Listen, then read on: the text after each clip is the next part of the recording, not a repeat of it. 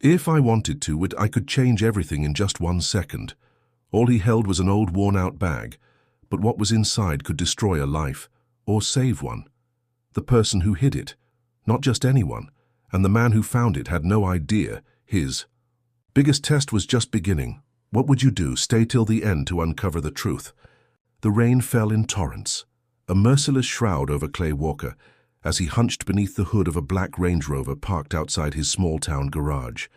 His hands, calloused and scarred from decades of wrestling steel, glistened with grease and rainwater, trembling slightly from the cold. The wind howled, clawing at his faded flannel shirt, but Clay's focus was unshakable. This was his domain: oil-stained floors, rusted tools, and the faint hum of a life held together by grit. It was all he had to keep the bank from swallowing. His world, to shield his 6-year-old daughter Lily from the hunger of overdue bills and a future teetering on collapse.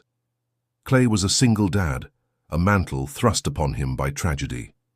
3 years ago, cancer claimed his wife, Sarah, leaving him with a gaping wound in his chest, a pile of medical debts, and Lily's small voice asking, "Where's Mommy?" on nights when the silence grew too loud. Sarah's memory lingered, like a ghost. Her soft laugh, her steady hand on his shoulder, her whispered promise, "Keep going, Clay, for her." The garage, a weathered monument his father had built with bare hands, was their lifeline. It sat on a crumbling strip in a town time had forgotten, its walls holding 40 years of sweat, dreams, and quiet defiance. But the bank didn't care about history. The letters arrived like clockwork, each one sharper, the numbers bleeding red.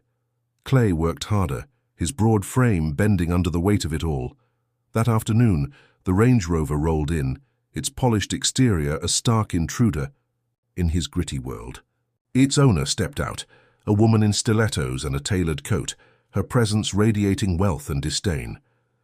"Fix it, and don't take all day," she snapped, tossing him the keys without meeting his eyes. Her voice sliced through the rain, cold and commanding, leaving no room for courtesy. Clay didn't flinch. He'd seen her kind, people who looked through him, not at him. He nodded, watched her stride to a waiting cab, and turned to the task. Hours slipped away, the rain unrelenting. The engine coughed, then purred, a small victory in a losing war.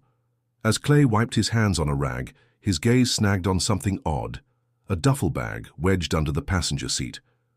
He tugged it free, unzipped it, and stopped breathing. Stacks of cash, crisp and tightly banded, spilled into view. His heart slammed against his ribs.